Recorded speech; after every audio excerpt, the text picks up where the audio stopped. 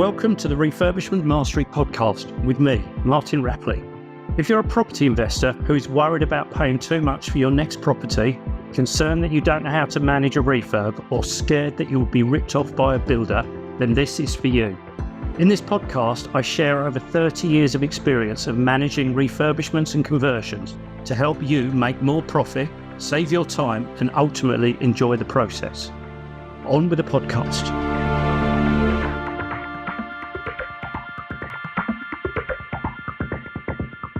Welcome to this week's episode of the Refurbishment Mastery podcast. This is part 4 of the 4-part series where I'm talking you through 40 tips to mark my 40th year anniversary of working in the construction industry.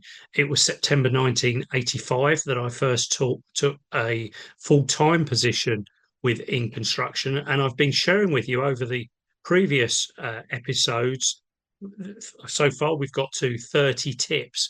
And if you haven't listened to those, I'd encourage you to go back. The story is in there. There's more than just the tips. And a lot of those stories will help you understand how I got to where I am now, and ultimately how the tips that I'm going to share with you in this particular episode have come about. I left you at the end of the last episode having just started to run some training courses for property investors. It was something I was talked into, and I wasn't really sure I wanted to do it in the early days, but eventually I'd started doing a bit of training on the side. I was still working as a project manager, and training was something that I'd run three or four training courses a year, and that was about all I was doing. One of the things I was really keen for people to understand at the end of the training courses was that in reality, it didn't matter how much I taught them, how many notes they'd written down, how good their learning was on the day. One of the things I'd said to them was that they would only really learn by managing a project for themselves. And so I'd say that to you now. If you haven't started running a project, if you haven't run a project before, if you're still putting it off, ultimately, despite in spite of how much I can teach you, you won't necessarily learn until you do it for yourself.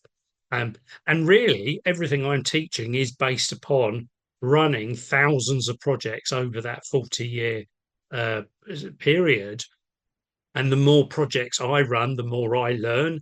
And I learn how things, how the market evolves, and I learn what's going on out there in the market. So don't keep putting off and feel that you need to keep learning. I'm flattered if you want to keep learning from me, but in reality, you do need at some point to get on and do it for yourself. And what you'll find is that something won't quite go to plan, and you're welcome to ask me for some guidance and support with that. But it may well be that I did teach that to you, but you didn't understand the context, or it came about in a slightly different way on your project, or or you just forgotten what it was. So don't keep learning. You do need to keep learning. I'll come back to that. And it's good to acknowledge that you can keep learning, but don't keep putting off until you think you've learned enough, because you never can learn enough. So crack on and do it. You'll learn so much more by actually managing a project for yourself. And hopefully, as you start managing a project for yourself, for those of you particularly that have seen quotes for project managers to deliver projects, maybe you'll start to appreciate what was included in their fee. What's really interesting is I have spoken to people and met people who some of whom actually got prices from me to act as their project manager, and didn't engage me because they perceived me as being too expensive. And unfortunately, a number of those projects haven't gone as well as they might have done, invariably because they've either engaged a very cheap project manager who probably didn't have the background and the skills, or they've tried to manage it for themselves. I'm particularly reminded of one client I gave a quote to for project managing now, 2.5 years ago at least. It was a Yeah, it was a long time ago. Followed them up a number of times, and didn't really get anywhere. There was, she wasn't ready to appoint me, and then in the end, she decided to manage her own project. It started quite a lot later than I originally priced, um, and I don't know what the reason for that was, but to this day, that project is still not finished. Um, and yes, she saved my fee without any doubt, but it has gone on for years. And I know she didn't start straight away, but it's certainly gone on for, well, I'd be inclined to say 18 months or so. Now, I know I could have delivered it quicker than 18 months. Yes, there would have been a fee, but if you want things done quickly, succinctly, and with less hassle, then you need to engage people. And I'm not. I still know I still see this person regularly, and we haven't fallen out over it at all. But it's just an observation. And this is tip 32. You get what you pay for. Had she paid me, yes, it was probably more than she wanted to spend. I'm pretty certain I could have saved all of that in managing the project. And importantly, it would have been finished a long time ago, because I know she had a lot of difficulties on that property and she had no one to deal with those issues for her. So some of them came up after the event. She couldn't manage them. She wasn't aware of how to manage them. So she's not in my community. She's someone I know. She's in property, but not someone directly in my community. So you get what you pay for. Don't be afraid to spend money on the right people to get the right services. By the way, I'm no longer project managing, so if you were thinking that this is me looking for work as a project manager, that's not something, not a service I offer anymore. I stopped doing that about 2 years ago or so. I've spoken previously about training, and I've pretty much uh, been paying for training since 2012 or so. Soon after I set up my first business, I've been paying for some kind of training since. More recently, most of that training has actually been relating to business development and business management. Initially, it was Entrepreneurs Institute, which is Roger Hamilton's business. More recently, it's been Property Entrepreneur, which is Daniel Hill and Adam Goff that I've been working with there. And this leads me really to my next tip, because the reason I have continued in training in some way or another is because if I continually learn, I can continually evolve. I don't go stagnant. And if I look back at my career when I was employed, I think me as a person went stagnant. I think the business that I was working for, the last business was employed by, definitely went stagnant. And that was because we didn't continually learn. So nowadays, I enjoy learning. I enjoy being in an educational environment. Um, and as a result, I believe that I'm continually evolving with with what I'm actually doing. One of the first things I learned from business development training was that I really needed to value my time. I needed to understand, where do I add value to the business, and what should I actually be delegating out to other people. So tip number 34 is value your time. Get really smart at understanding where you can add value to the business, but also what can you delegate out to other people. That's tip 35. Delegate things down the line to other people, or pay other people. If you don't delegate them down the line to someone that you engage, pay other people to deliver the things that you are not so good at doing, the things that you don't have the time to do, and value where you can add the value. Look to see where you can add the value to your business. If you're a property investor, you can probably add good value by sourcing the deals. You can add value by sourcing funding. You probably, or you may not be able to add so much value by, getting out the toolbox and doing the work yourself. Just jumping in to make sure that you have everything you need. Now, in a number of these podcasts, you would have heard me talk about my community, and I want to ensure that you know how you can join that community. Obviously, within these podcasts, there's a limit to the detail I can go into the recording, and of course, a lot of things are very generic. So, what if you had access to join me on a Zoom call for 90 minutes every single week in a group coaching environment? You could get your questions answered whenever they come up and learn from other members' questions.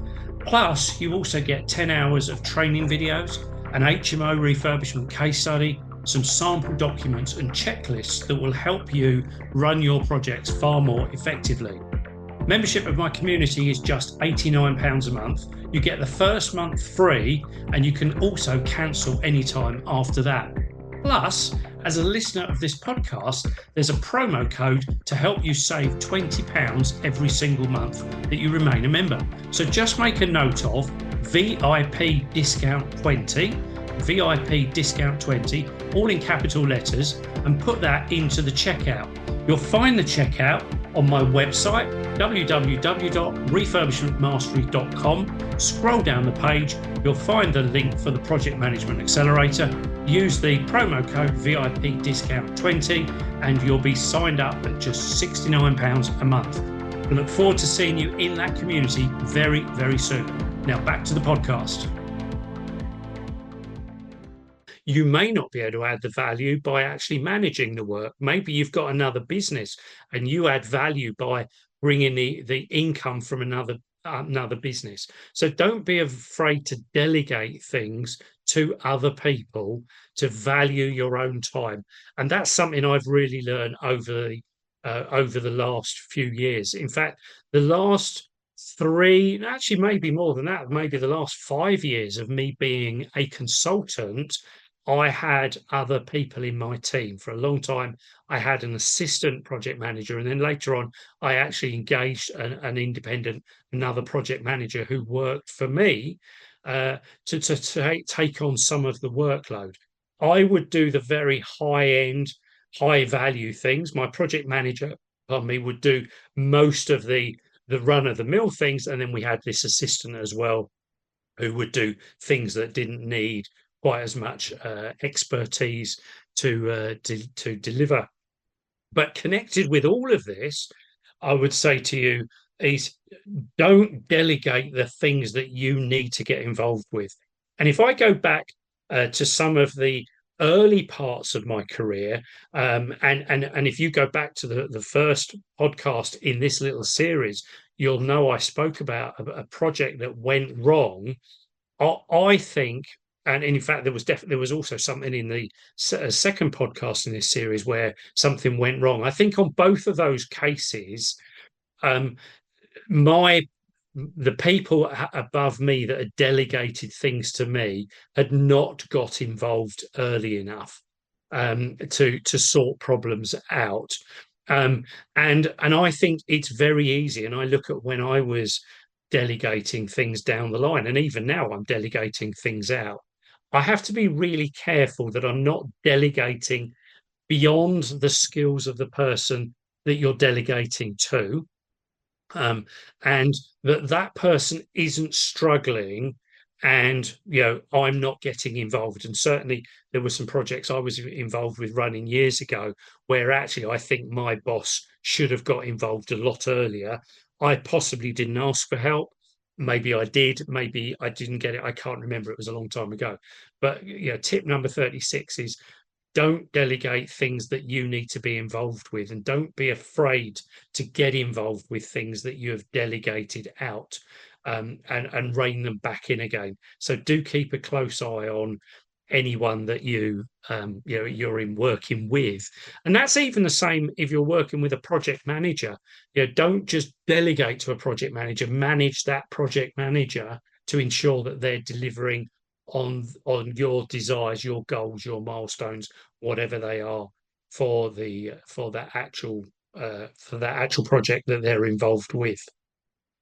My my training with property entrepreneur actually led me to join a small mastermind group, a mastermind group of there's 15 of us in there, and the person who leads that as well, 16 in total. I'd never been in a mastermind group quite like that in the past. I'd been in some little groups. We'd done some bits and pieces, some ad hoc little groups and things, but it was only by joining a group of dedicated business owners where we were to a certain extent all holding each other accountable, and all feeding back, and all effectively in some respects I've got a boardroom around me on a monthly basis of other business owners that are really inspiring me, holding me accountable, keeping me up to date with what's going on. We're learning from each other, so don't overlook the benefit of joining a mastermind group. That group actually comes to an end very, very soon, and at the moment I haven't got anything to directly replace that. But that's not to say it's my last involvement with a mastermind group. I would highly encourage all of you to join a mastermind group, a small group where you can all hold each other accountable, and you can really get to the nitty gritty of each other's businesses. You don't necessarily even need to understand fully what those businesses are, but you can ask good questions to help other people grow their businesses. And importantly, there's people around you that will ask you good questions to help you grow your business. Ultimately, and this is tip number 38, you need to be continually reviewing what you are doing. You can't just sit back and think that things are going to go, or things are going in the right direction. And again, if I look back to the last business I was employed by, that was definitely a business that was not continually reviewing what they were doing. And as a result, I was number two and I left, which, I mean, I'm not saying I was indispensable, but that would have probably had some kind of upset in the business. And I do know shortly afterwards, the whole business was actually wound up. I'm not saying for 1 minute it was as a result of me going. In fact, it wasn't. I think me going could have been a catalyst, because I'm not aware that I was ever replaced in the business as far as the tier of management that I had. But that business wasn't evolving, and wasn't continually learning, and in the end did that. Yeah, the owner of the business just wound the whole business up, and sadly, yeah, a lot of people lost employment as a result because he just decided he'd had enough. So continually review what you're doing, make sure you're going in the right direction, and importantly, and this is tip 39, make sure you are enjoying the direction you're going in. If you've listened to all of these 4 episodes, you'll know that I have changed directions a few times.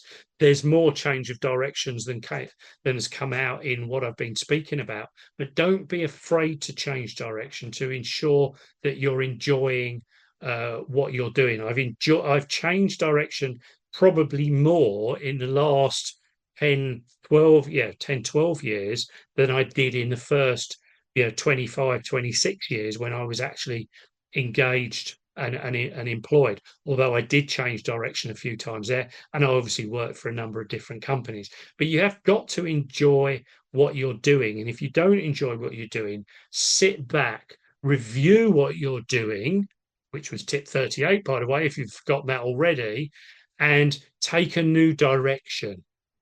Take some time to ensure that you know, or take some time to ensure that you are doing what you are enjoying doing. And in connection with that, and this is this is tip number 40, is what does your life by design look like? And I've taken that life by design phrase from one of my current mentors, Daniel Hill. He talks about what is your life by design. Over the years, I've got much more clarity about what my life looks like, what my designed life looks like. It doesn't look like what a lot of other property investors' life looks like. What I've realized is I don't need to grow an enormous portfolio. I need to have a stable portfolio that brings me income. I don't necessarily need to be doing a multi-million pound development project. I've done lots of those in the past, but now where I am in my stage of life, taking on board a multi-million pound development project is not right for me. Taking on board development projects for a few £100,000, absolutely fine, but only the right ones at the right time. So tip number 40 is, what is right for you? Design your life, design your business, design your career, and don't forget that within that is a lot of things outside of the day-to-day grind. I'm now much more aware of what I do in my spare time. And I'm certainly planning what retirement looks like for me. And by the way, retirement for me actually includes still delivering some training. I don't want to sit around on a beach all of the time. I want to be able to go traveling, but I'm quite happy still talking to you guys, delivering training courses, doing some one-to-one mentoring, and working with property investors. I don't see that stopping in the foreseeable future. I haven't got enough other things in my life to fill the time with. So why should I not carry on working with property investors like yourselves to help you grow your businesses? But tip number 40, think about what is your life by design. If you could design your ideal life for the next 1 year, 5 years, 10 years, or beyond, what does it actually look like? And are you doing the right things now to lead you towards that life by design? So there we go.